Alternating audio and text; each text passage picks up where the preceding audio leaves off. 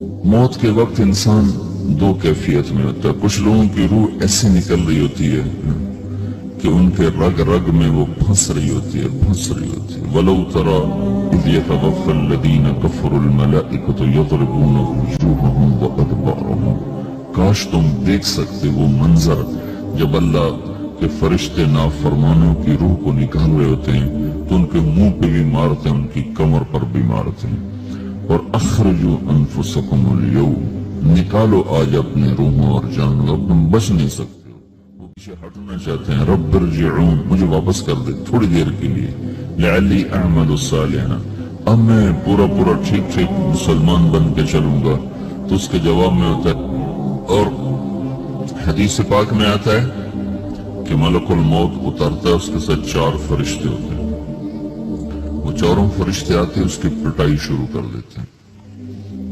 ابھی پرسوں یہ حدیث میں نے پڑھی ابن ماجہ میں کہ ملک الموت کہتا ہے ایتها النفس الخبیثہ کانت فی الجسد الخبیث, اے خبیث روح جو خبیث جسم میں تھی, اخرج باہر.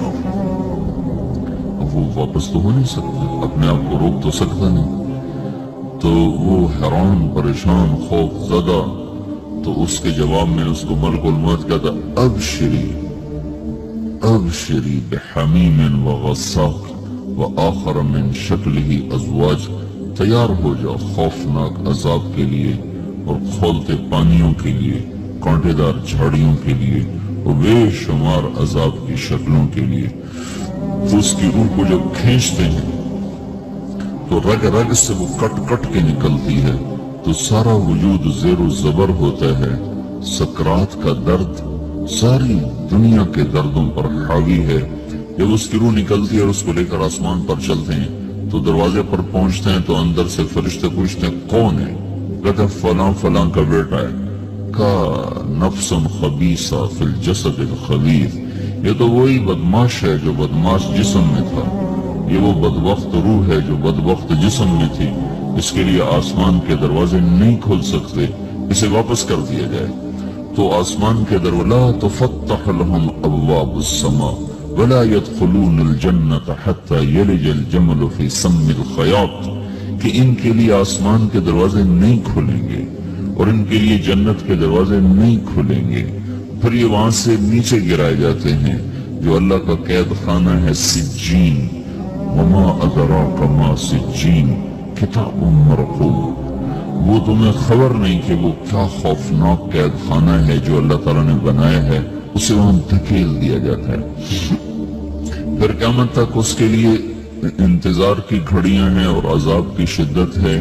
اور جب کوئی نیک آدمی اللہ تعالیٰ کے دربار میں جانے کا اس کا وقت آتا ہے تو اللہ تبارک و تعالیٰ فرماتے ہیں ان الذین قالوا ربنا اللہ ثم استقاموا تتنزل علیہم الملائکة الا تخافوا ولا تحزنوا وابشروا بالجنة التي كنتم توعدون نحن اولیاؤکم فی الحیاة الدنیا وفی الآخرة ولکم فیہا ما تشتہی انفسکم ولکم فیہا ما تدعون نزل من غفور الرحیم.